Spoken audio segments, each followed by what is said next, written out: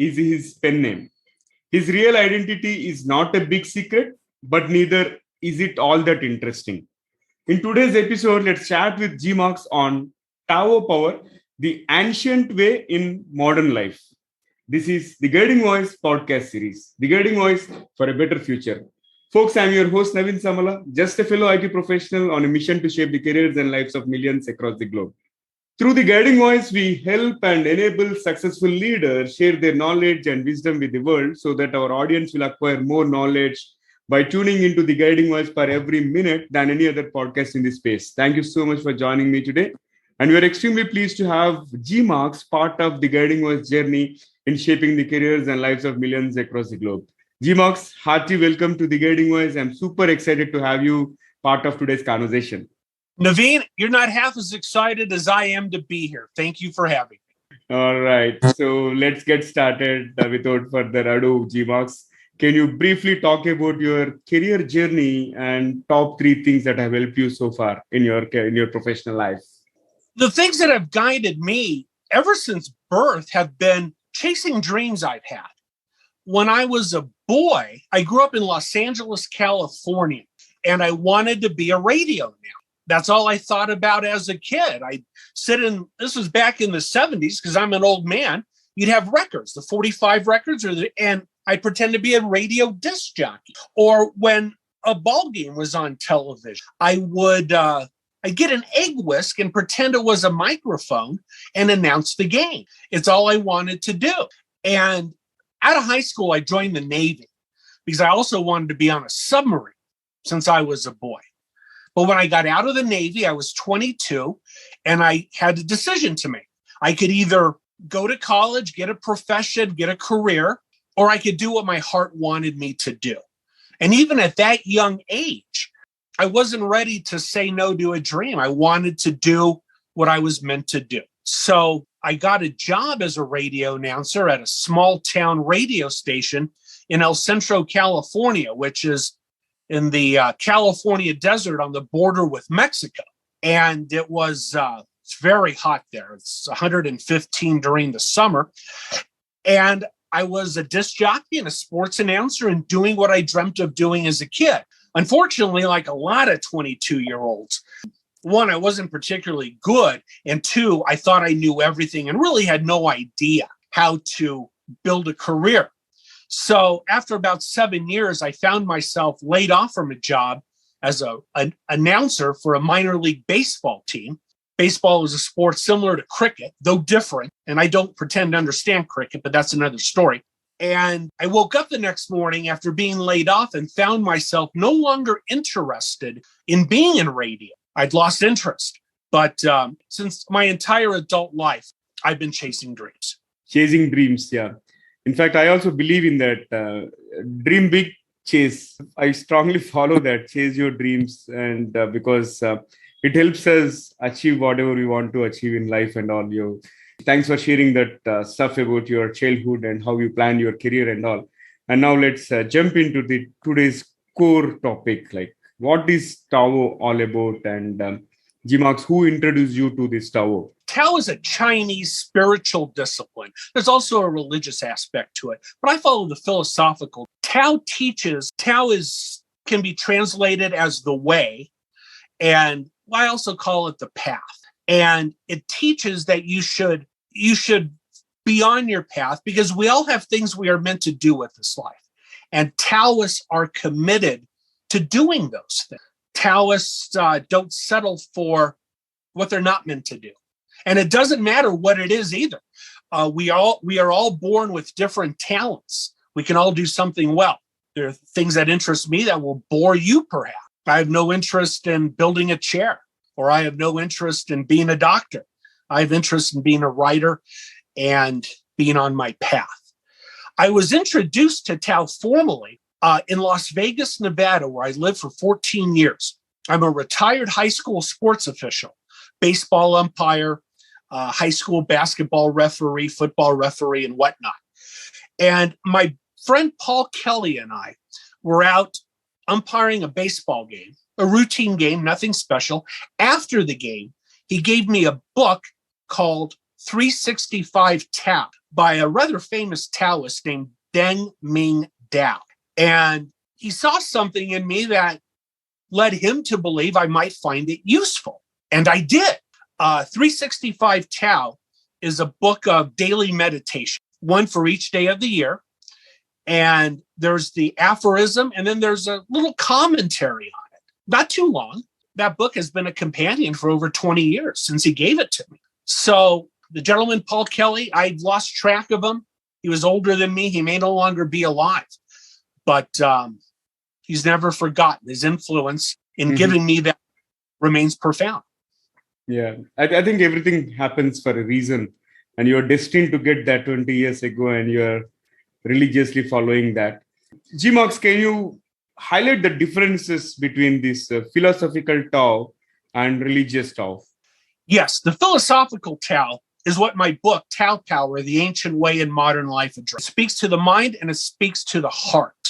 The religious Tao, like any religion, has sacred texts and deities, and it has temples to go and worship in. That's about all I can talk about that. I don't know. My life has been dedicated to the philosophical Tao. I am familiar with organized religion. I had 13 years of Lutheran upbringing in Los Angeles. Lutheranism is a branch of Protestant. As I'm sure you know, Martin Luther and the Reformation in the 16th century led the split from the Catholic Church. And so I grew up Lutheran, but I don't have any organized religious beliefs anymore. But it's a big difference. The philosophical Tao does not concern itself with deities. It does not concern itself with sacred texts, although there is the Tao Te Ching by Lao Tzu, which is highly regarded amongst all Taoists, religious and philosophical. But there are no deities to pray to, no hymns to sing. There's only your heart to answer to. Now, if you talk about the building blocks of a good life, right? Do you think wisdom, courage, and patience are going to play a critical role? What's your take on that? Wisdom, courage, and patience. Really, it came to me when I was writing what would eventually become Tao Power for some friends. I introduced them to 365 Tao, and I provided commentary on each day's meditation, and the result is my book. Before you do anything, before you can be a success, you have to know what you're about. You have to look inside your heart and realize the talent you were born with. For most people, it's not that hard. As I noted, when I went to bed at night as a kid, I dreamt of being a radio announcer. I'm sure when you went to bed at night, you dreamt of doing something, and you may still do. I'm sure everybody seeing this either dreamt of something as a kid or is dreaming of something now. That's the wisdom of knowing what you are about. You're listening to yourself. You're not concerning yourself with what other people want you to do. And that's not always easy. Friends and family, they have considerable influence over us. And sometimes what they want for us is very strong, and that's hard to overcome. But once we've looked inside our heart, it's generally not too hard, not too difficult to find what we are about. Courage, wisdom will do you no good if you do not have the courage to go and live that life. We all have lives we are meant to live. And my own theory is we all know what those lives are. You see people who are successes either in the media or in your own life, someone you admire who's living the life they are meant to live. They had the courage, after they had the wisdom to know what they are about, they had the courage to go and live that life. It's not always easy. Even for someone like me who always knew what he wanted, it wasn't easy. It wasn't particularly difficult, but it wasn't a snap decision because there are outside influence. Friends and family want you to do things and you feel a commitment to them. But those that get on in this life, those that are living the life they are meant to live, have the courage to break free from those who are trying to hold them down and break free from outside influences that society provides, and they have the courage to live their life. Patience is perhaps the most difficult, and patience isn't going to do you any good without the wisdom to know what you're about and the courage to live your life. You must do it every day. From the time you make the spiritual commitment to the day you die, you have to be on your path. I can't I can't write some days and not others. I can't write some weeks and not others. I have to write every day, or 28 days out of 30, because you do need a break. But you know what I mean. Every day, from the time you make the commitment to the day till our day is done, we have to be on our path. And that patience can be exhausting and as difficult as having the courage to live your life can be. The patience is also critical along with courage and wisdom. Wonderful insights. And I was going through a couple of your talks and also articles and brief outline about your book and all. And I noticed that you talk a lot about making your time serve you. But I have heard this was used by prisoners. So where did you come up with this concept, making your time serve you? From a prisoner. There's a fairly famous prisoner from the 50s and 60s here in America. His nickname was the Birdman of Alcatraz.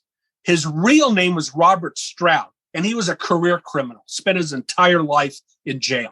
At a prison in Kansas, he was famous for taking birds that flew into his prison cell from the window outside and doing experiments on them after they died. And he was rather renowned for the work he did in diseases of certain species of birds. He was later transferred to Alcatraz, which is a very famous former prison here in America.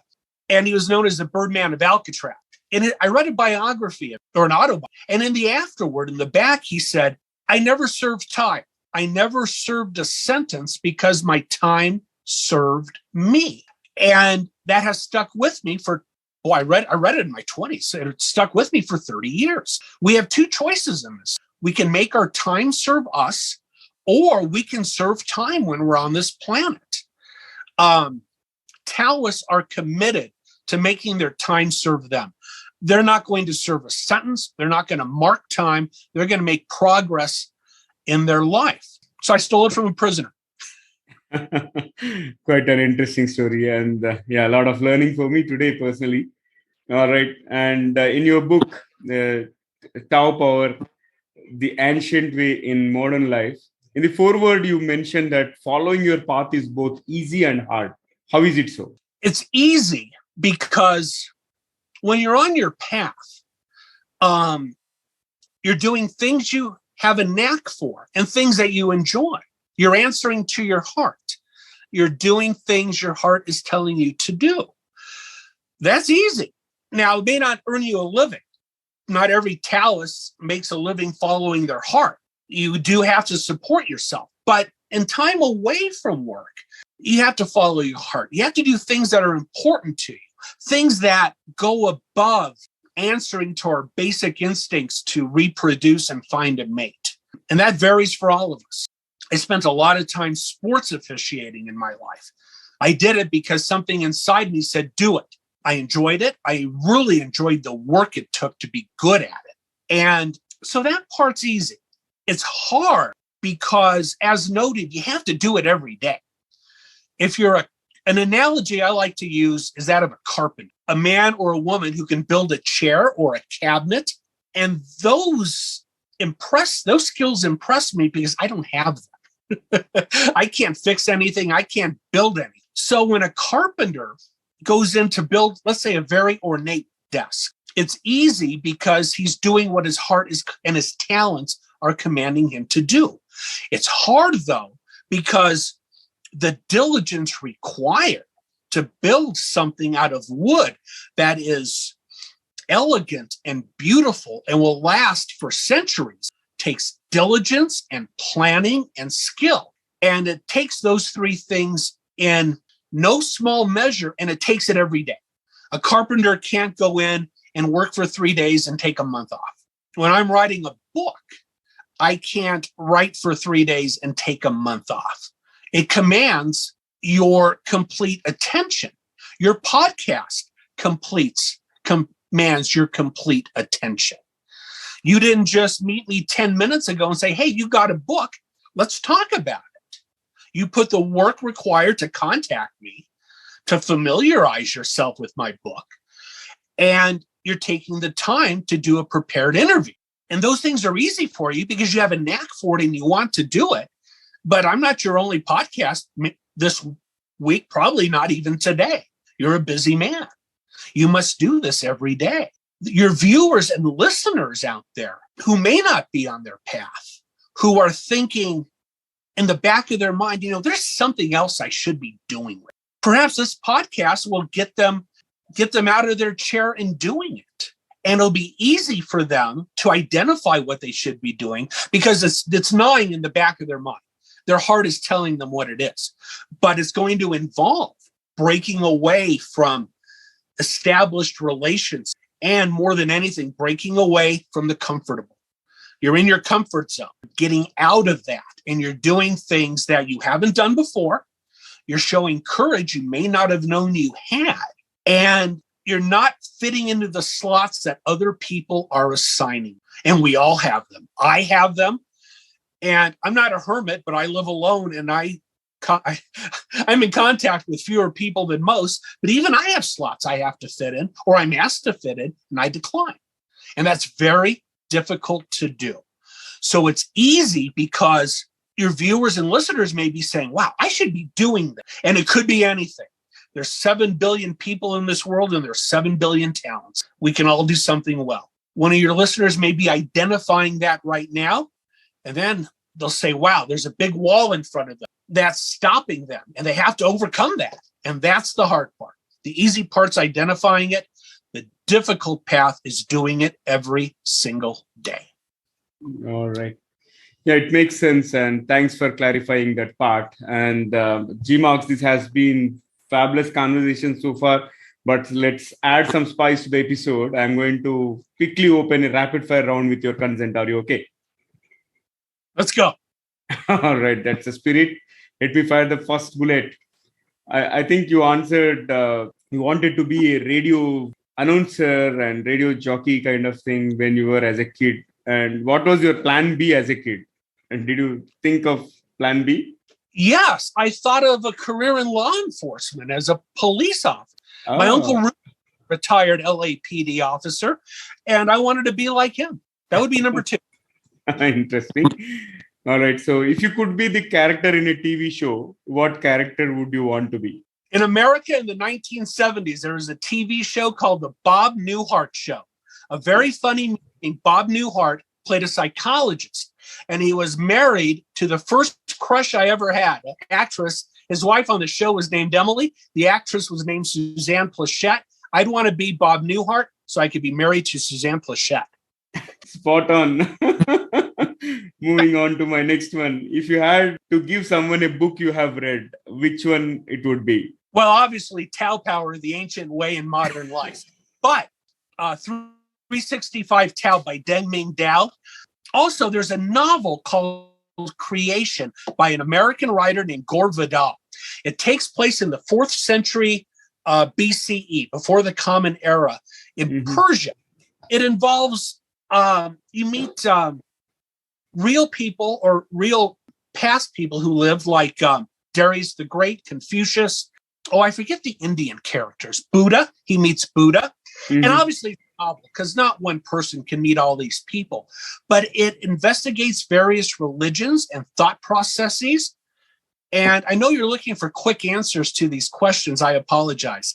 But Creation by Gore Vidal is a wonderful and memorable book, very wise, and it's that regardless of your spiritual or religious beliefs. Wow. Excellent. I'm going to research further on that. And moving to the next one. Coincidence or fate? Fate. There's no coincidence. We make our own fate, though, I believe, Naveen. Those who go out, have a plan for their life, and work to make that plan happen, their fate awaits them. There are no coincidences. Interesting perspective. And with that, let me fire the last bullet out of rapid fire. What is one electronic gadget that you'd like to see or invent yourself, G MARXX? I'm sure we all have one day we would like to relive. I have one. I won't bore you with it. It involves umpiring baseball games. But I'd like a device where we could go back to that one day and relive it. Interesting. So can I ask a bonus rapid fire question? Why did you name yourself as G MARXX, and what is your original name, if you could share? I'd be happy to share that. G MARXX, G is the initial of my first name. My real name is Galen Kent, GAYLONKENT. And Mark is my middle name. And in fact, it's the name I was known as a child because my father was Galen, although we have different middle names. So G MARXX is part of my real name, Galen Kent. And it's a pen name that's been with me for many, many years. I've known I'd use it at some point in the future, and now is the right time. All right. Thank you for sharing that. And with that, let's flip back to the mainstream. And I have two questions before I let you go. One is Tao compatible with other disciplines like Hinduism, Buddhism, and Christianity? Yes, it is. It may not be in step with each individual tenet of a specific religious belief, but Tao teaches you to follow your heart. And if your heart leads you to an organized religion, by all means, go there. Because I'm 56 years old. I've lived more days than I have left. When my time comes to die, I'm not going to look back and say, what if? I'm going to look back and say, I gave some things a shot. I tried some things. I have failed at an awful lot of things I have tried. I've succeeded at a few, but I failed at a lot more. But that's the way the world is built. No one succeeds.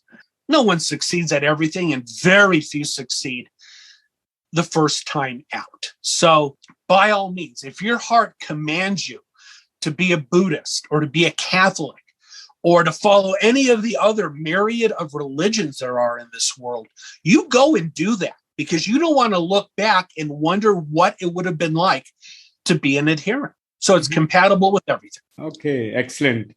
All right. Let me ask you one final question for today's conversation. G MARXX, what will be your one piece of advice to those aspiring to make big in their careers or lives? It's your choice. Like you can cover either career aspect or life choice.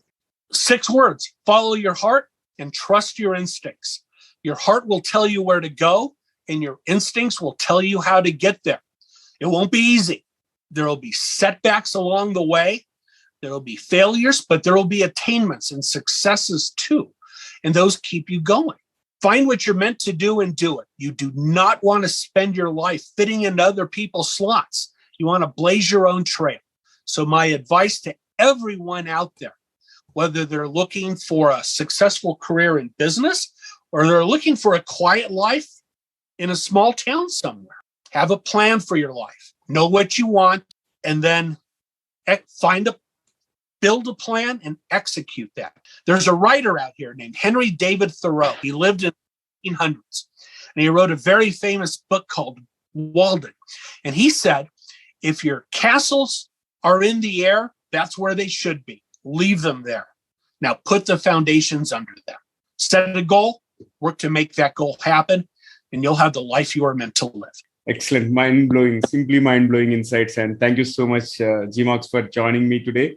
Thank you for all the insights around Taoism and the ancient wisdom for the modern life. So this has been truly enriching conversation. And thank you again for being part of our journey in shaping the careers and lives of millions across the globe. You're welcome, Naveen. It was a pleasure to be here. All right. So pleasure to host you, G MARXX. And folks, before we move into the trivia section, here is a small request to you. In case if you haven't subscribed to us, please subscribe from the app where you have tuned in from. And also, if you have loved this conversation and found it useful, request you to share with at least 3 of your friends or colleagues who can benefit from the guiding voice. Thank you so much in advance. Now, let's cruise into the trivia segment of today's episode. So today's trivia is again about Taoism. And G MARXX has shared a lot of insights around what's the difference between philosophical Taoism and religious Taoism, and how is it linked to Buddhism, Hinduism, so on and so forth. Now let's take a look at the history of Taoism. Do you know when was Taoism showed up first? I know you are thinking, but let me tell you, Taoism first showed up in writing in China about 2,500 years ago. But going by the fact that people do not always write about their religions at first, so this as a religion may be much older. And in general, Taoism is also called as Daoist. And Daoist practices include meditation, feng shui, fortune telling, and the recitation of scriptures. In fact, alchemy is also practiced internally in the form of breath exercises, massage, martial arts, and yoga, and externally with minerals and herbs to promote longevity. This is all quite interesting. I'm sure you love this. And that's all for today, folks. Before I conclude the show, I request you to share any speaker references and also topic recommendations. You can reach out to me through social media or email us at theguidingvoiceforyou@gmail.com. Thank you so much for joining me. Folks, I'm your host, Naveen Samala, just a fellow IT professional and a passionate learner on a mission to make a difference in the careers and lives of millions across the globe. Until next time, bye-bye.